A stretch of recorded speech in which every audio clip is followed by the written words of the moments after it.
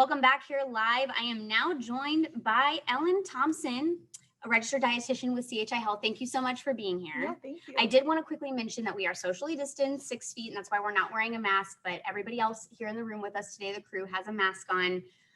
So we feel that those guidelines are very important and just wanted to point that out. We also wanted to remind you, submit those questions in the live chat bar for Ellen, and we'll do our best to answer them as we talk nutrition. So nutrition has been a big part of this quarantine and pandemic for a lot of people. I know those initial few months were really hard for me. So we're talking about the quarantine 15, weight gain. What caused those extra pounds, do you think, for people during that really first few months of quarantine? Yeah, I think it was so many things. People were working from home, and I can't tell you how many times I heard, I just keep walking by the fridge and it's there. So that with decreased activity probably was what caused some of that weight gain. Mm-hmm. And then do you think it's also we were stuck at home, not a lot of, gyms were doing different things and maybe people didn't feel safe going. Obviously exercise is a big part of that. Absolutely. So paired with being close access to the fridge, probably kind of a combination of. Yes, and those of us who are so used to going to the gym, to work out at home isn't always the easiest. So a lot of us have had to adapt to that. Yes, very true. I know I did. And working out from home is tough if you don't have all the equipment. Yes. So how do I lose weight or not gain weight during the holidays? Because every year this is a challenge. Now we have COVID packed on top of that. Yeah. So what are some of the tips that you have for people, that really want to keep their weight in check during this time? Yeah, I think definitely setting yourself up to be successful. So restock your fridge and your pantry with good options. Fruits, vegetables, but also nuts and seeds, healthful dairy can all be good options. And I almost think now more than ever, those comfort foods are going to mean so much more. We're going to want a taste of normal. So really enjoy all foods, just in moderation, move on, share your leftovers, give it to a neighbor, put it in the freezer so you're not always seeing that. When you're going shopping, I know we all have those regular temptations. If you go down every aisle like I do, I want to grab for the Oreos or, whatever I'm craving. What are some healthier snack options that don't have to taste like rice cakes or, something that we don't necessarily enjoy eating? What are some snacks that are good for you, but you don't have to have that guilt? Yeah, but they taste good too. So I love to recommend just fruits with nuts or nut butters can be an easy option. You can make homemade granola bars, homemade energy balls. Again, yogurt, cheese sticks are all easy things to keep stocked. The holidays also mean some festive cocktails for some people. Yes. Can I have a drinks without worrying about that weight gain, or where do I need to kind of draw that line, or what things do you recommend for that? Yeah, really, I always encourage my patients, all things in moderation. So the recommendation is 1 drink a day for women, 2 drinks a day or less for men. So just following those guidelines, really be mindful of your mixers. Sometimes we tend to overeat while we're consuming alcohol. So just making sure we're being really smart with our choices.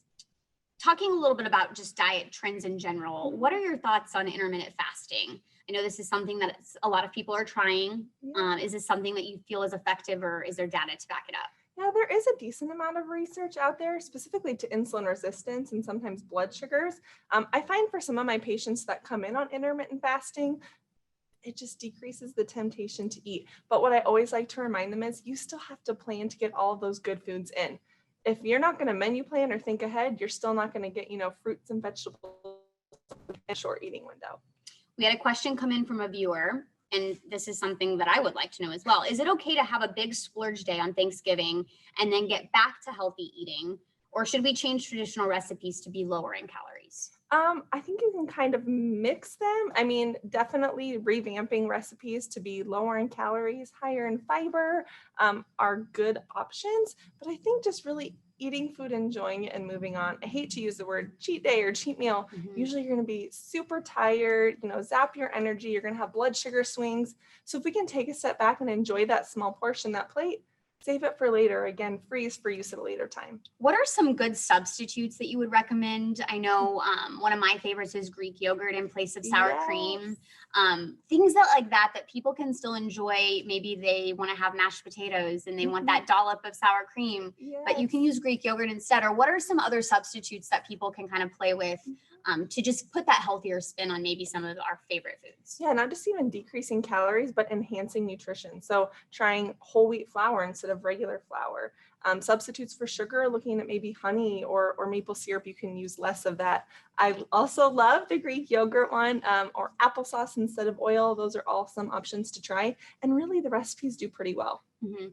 Where's a good place to look for healthy recipes? I always wonder that. You can Google anything, but what's a good resource that you use? I mean, I'm a Pinterest lover myself, but I'll encourage people to look at the American Diabetes Association. They have excellent swaps on there. Cooking Light is another good option, or anything labeled the DASH diet, dietary approaches to stopping hypertension, all have really good substitutions. We also have some really good healthy recipes listed on blogs.chihealth.com. Yeah. So be sure to check that out as well.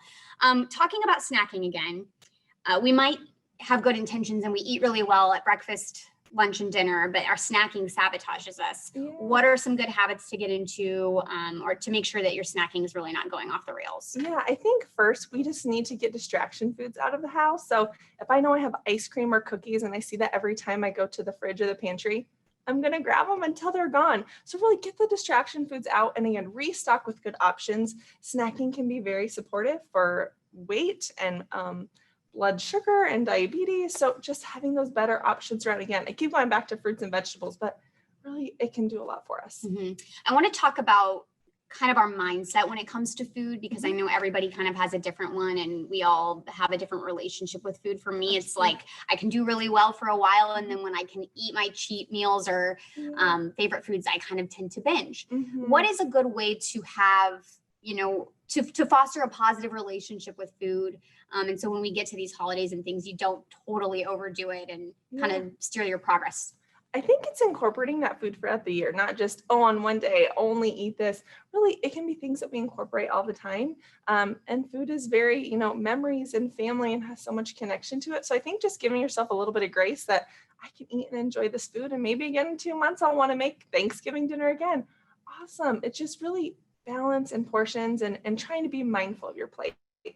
I know that we touched on this in the last video, but a lot of people might have smaller gatherings this year. They're not going to be roasting a whole turkey or maybe a ham. What are some other ideas that you would have for that really good festive Thanksgiving or Christmas food, but you don't have to spend the whole day in the kitchen? Yeah, you can just do smaller portions of everything. Or honestly, if you want to do the cooking, freeze it for later. We can use so much of that turkey meat or ham for use at a later time.